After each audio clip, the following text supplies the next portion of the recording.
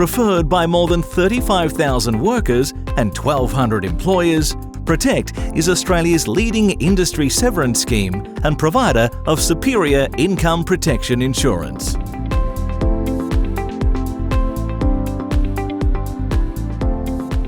Protect, working hard to provide vital financial security for workers when they need it most.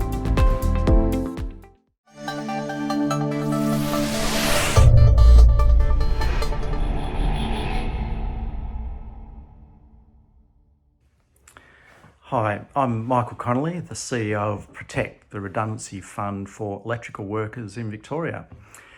Today I'm going to share with you some information that we collect and talk about what that's telling us about the electrical industry employment in Victoria in the form of 7 signals.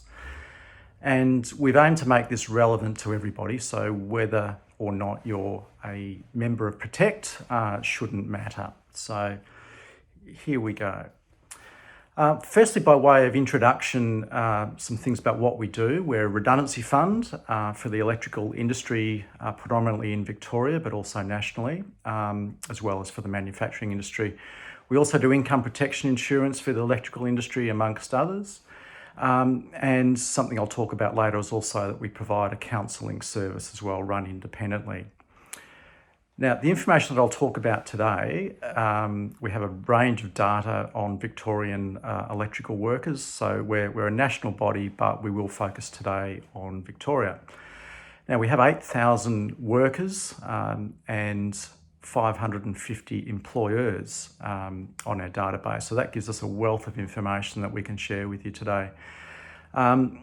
Businesses of all different sizes, so large and small. So if you're a small business, don't think that this is not going to be relevant to you. I think that we do have a large number of small businesses on our database. We generally don't cover domestic and we don't have a lot of information about apprentices either. So bear that in mind when we're walking through some of the information. So what that shows is we've got a large amount of information on employment levels and obviously redundancies and terminations that are occurring. So we'll talk about what's happened, particularly over the last 6 months with COVID. So this presentation will walk you through what we refer to as 7 signals of employment, and then we'll finish up briefly talking about if you're facing a decision about redundancies, just some helpful hints just to wrap things up. So on to our first signal. The first signal is not data that we collect. It's the only one of the 7 information that's not ours. But this does help to set the scene within the broader economy, and it provides some context for our own data that we'll share with you. So let's look at the graph on the right there. And what we can see, employment nationally, there has been what we've referred to as a COVID cliff. Employment has really significantly dropped away in the June quarter. Some of the numbers on the left there give us a good indication that support what's happening with that COVID cliff. A different set of data, but similar story, the national payroll jobs. So nationally down 4.4% across all industries, all states. Victoria doing worse than nationally, no surprise given the restrictions that were in place and the length of time that they're in here. National construction, sort of worse than national employment. So national construction down 7.6%. Victoria, again, worse than the national average. And those figures were from March to September.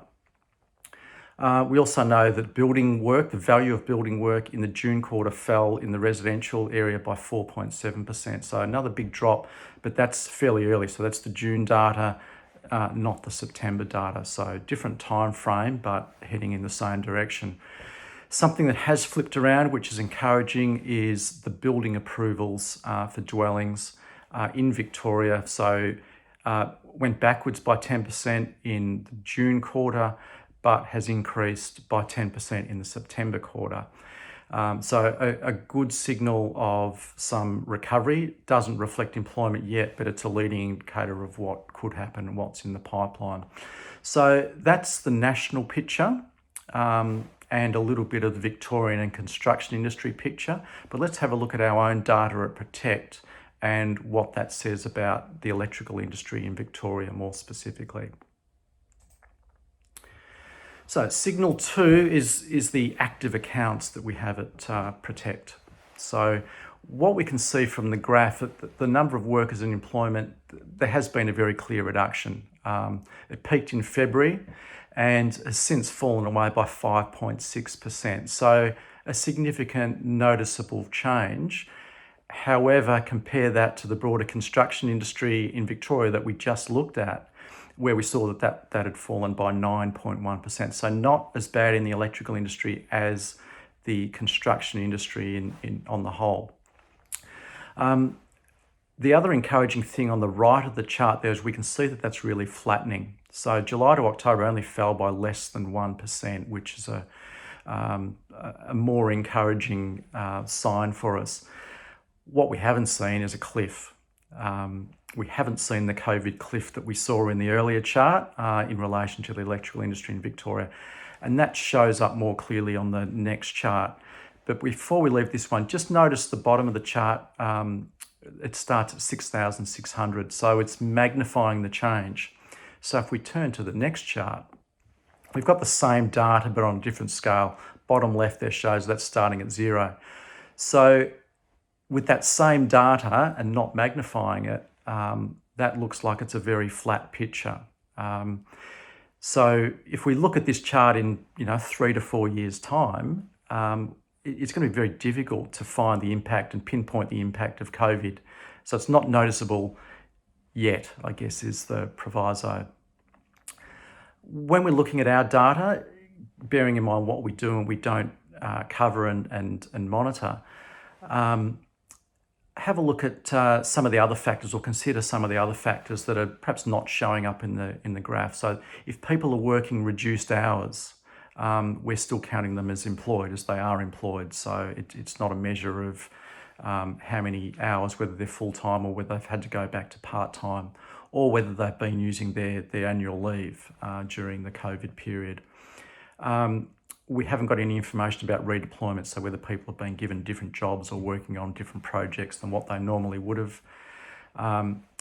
It doesn't indicate anything about productivity. As long as people are employed, they'll show up as employed, whether it's the 25% on site that we saw in stage 4 in Victoria, or 85%, or now back to 100%.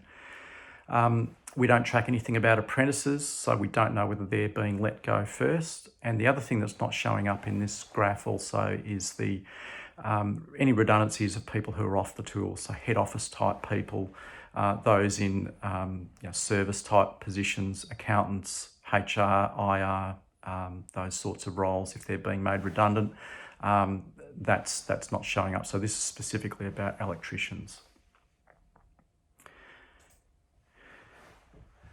So the next two charts, signal 3, are looking at employers and what employers are doing. So if we start at the top right of these charts, so we've got the pre-COVID and the during COVID pictures. And the two green bars show a very similar story. So in the top one, what's happening is the 27% and the 42%. So a total of 69% of employers have employed the same or more workers in the February than they did in June. Okay, and we picked February because that was the employment peak, and also before COVID really struck us. Looking at the bottom chart, in some sense, a fairly similar picture, where we've got 49% and 19%, so virtually the same number. 68% of employers during COVID have employed the same number of people or more. And an identical number, we've got 31% versus 32% in the yellow bars. So they're people they're employers that have employed less people.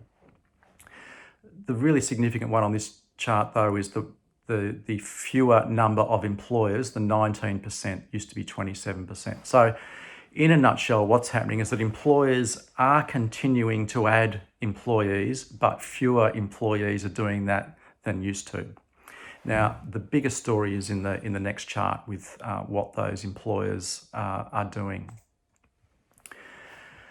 Okay, so top right, let's start there. For employers, those employers who have added workers, so that was our dark green bar on the previous chart, they've added workers in the pre-COVID period. They were adding on average 7 workers. And those who were letting workers go, they were letting go 6 people. So you've got a net increase as well as the larger number of employers previously. What's changed though, we've now got, we can see there the 1.6 people are being added. So when the workers are being added, they're only adding 1.6, whereas the previous position before COVID, they were averaging, putting on 7 people. So wrapping up those 2 charts, what's happening is that fewer employers are now adding workers. So it was 27%, now it's 19% are adding workers. And when those employers are adding workers, they're only adding 1.6 people and they previously added 7 people. On to our 4th signal, severance payments. So this is pretty much the bread and butter of what we do at Protect, is we're paying workers severance payments, redundancy payments, depending on their circumstance. And the question we get asked is, are we seeing a lot more redundancies? Well, yes, we're seeing a lot more redundancies than last year. What you can see, second last bar there, we've had over 5,000 redundancy payments or severance payments in the last financial year, which is way up on the 3,700 from the previous year. So that, as you can see, historically was at a fairly low base. So we've increased year on year, but looking at a longer time frame, it's not out of kilter with what we've seen historically. So around about 2016, 2017 and the year before that, we were also seeing fairly similar numbers. In fact, 2015, 16, we actually paid out more redundancy payments than we did in the last financial year. And we haven't hit record levels yet either. So we saw record levels in 2015. So yes, redundancies have increased, but they have not increased to record levels. So, but a big jump from last year nevertheless. Okay, so let's, while we're looking at redundancy payments, let's have a drill down on more specifically on the last 6 months. Okay, let's take ourselves back to February pre-COVID. That's the blue bars on the left-hand side there. And what we've seen there is that, interestingly enough, that was the peak week, just some random week in February. We actually paid out more claims in a week in February than we have at any stage since. On average, during that pre-COVID period, we're paying 124 claims per week.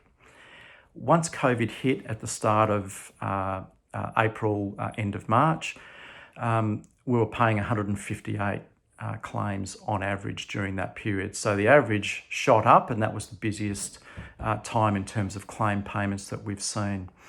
However, for a range of reasons I'll touch on shortly, things have really settled right back down to 88% during what we term the first lockdown. Things increased again during the stage 4. We're paying 112, so still not getting above what we were seeing in February. And in what we might call the recovery phase, we've been paying probably since September, late August, 55 payments on average a week, way short of what we were seeing in February, and 100 claims a week less than what we were paying during that peak period in March. So things have settled quite significantly. Yes, we're seeing redundancies and we're seeing 55 a week, but that is nowhere near what we were experiencing earlier in the year, and nowhere near what was occurring at the peak. Signal 5 is our hardship payment. So this is something we introduced because of COVID to provide another option for our members to get two lots of $2,000 payments in the event that they were stood down without pay. So we had one fairly busy week at the start of April, but then things really trickled down, and Overall, we paid 107 claims between March and July. When you consider there's 8,000 workers in the industry that we thought under one scenario, all of them could have been stood down in our doomsday scenario. 107 out of 8,000, very, very small incidents.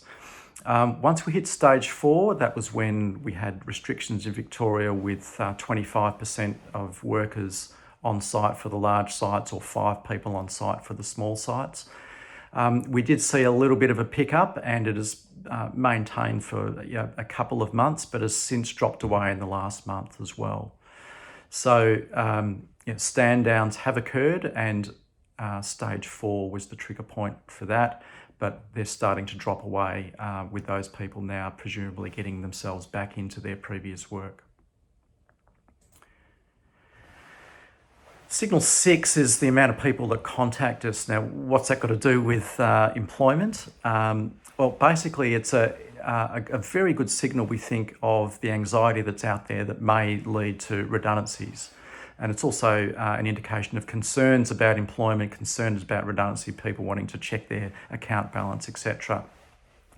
So left of the graph, we saw a huge peak in terms of phone calls and emails coming into us in that COVID peak on the left-hand side.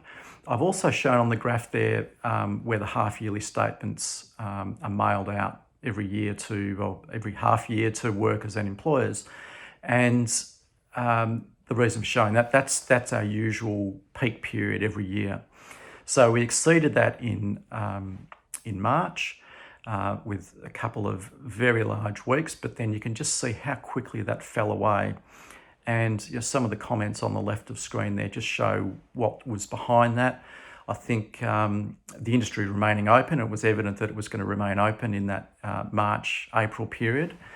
The JobKeeper was announced at the end of March, and NECA's communications, ETU's communications, and our own communications were all fairly consistent about what the options were, what the outlook was, what the advice was. So that took quite a bit of steam out of the anxiety that people have.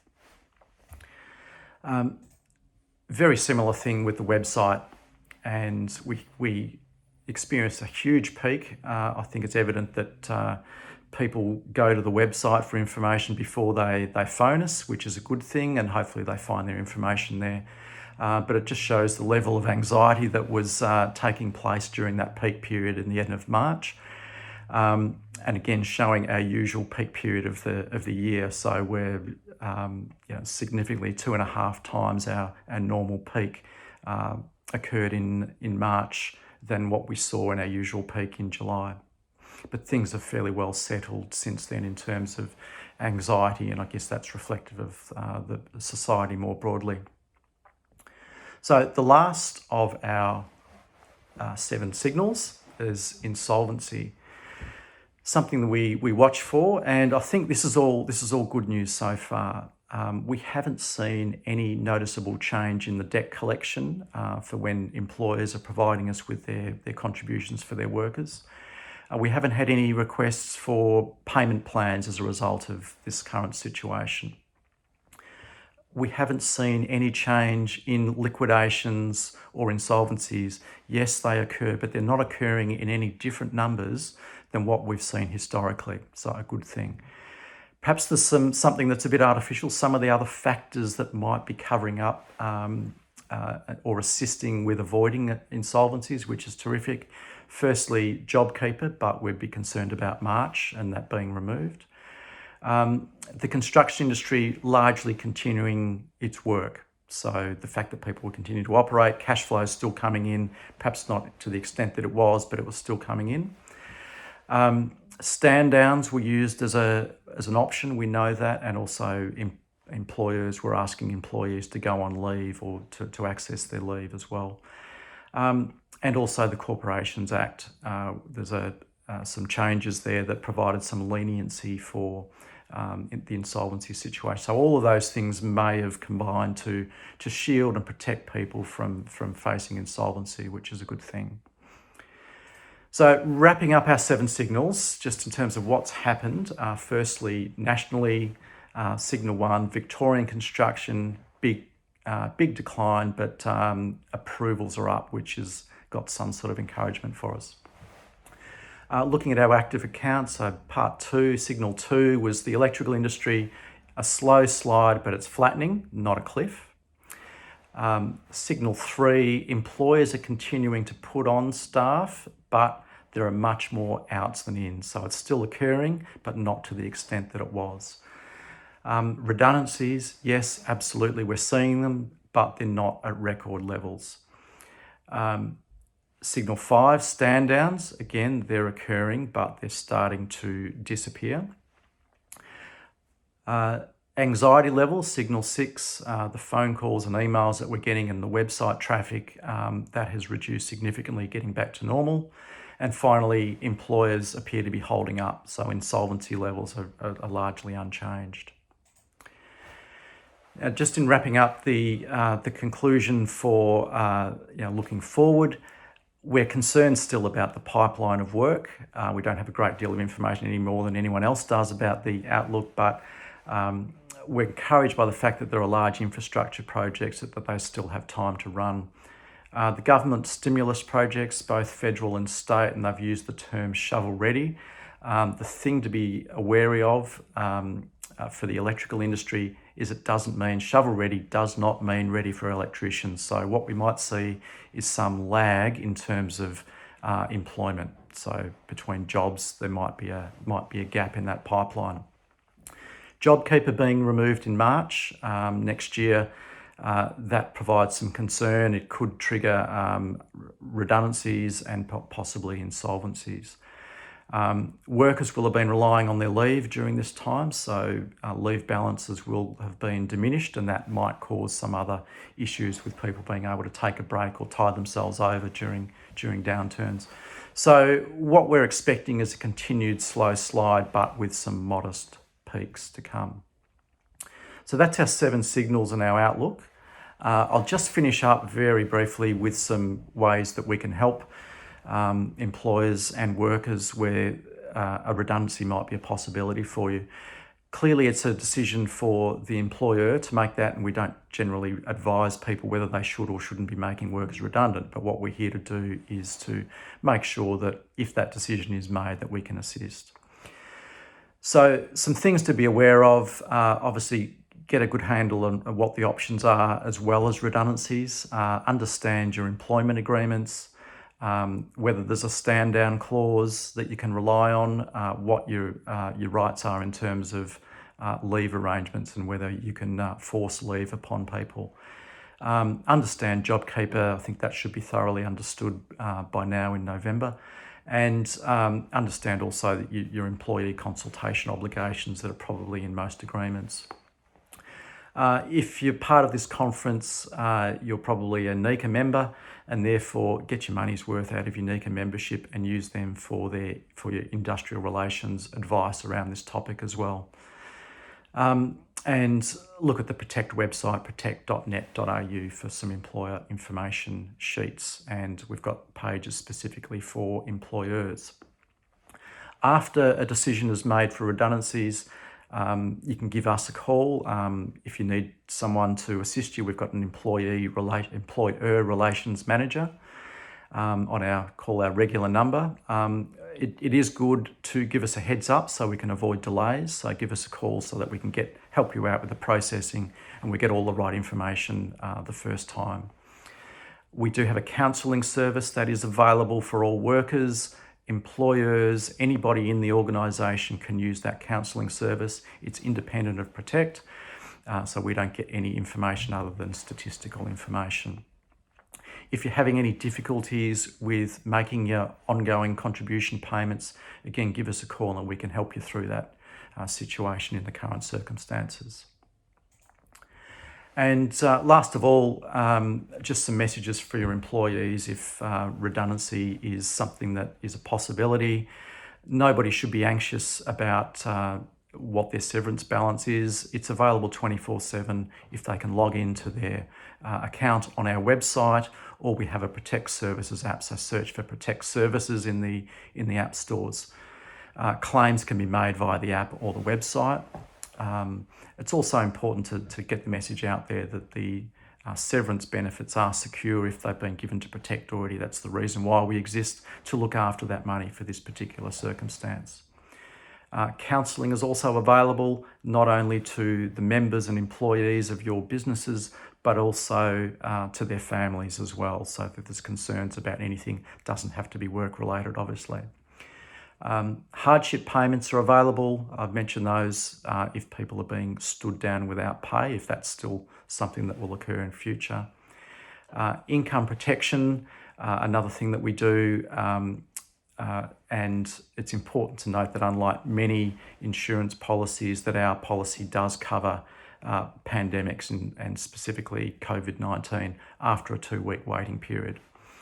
And if you need to get a field team visit, we've got people that can come out and visit sites and talk to you as an employer, or to workers as well, to talk them through the redundancy process and the options. So that's all I have. Thank you very much to NECA for allowing me the opportunity to present to you, and I hope you find that very useful. Thank you.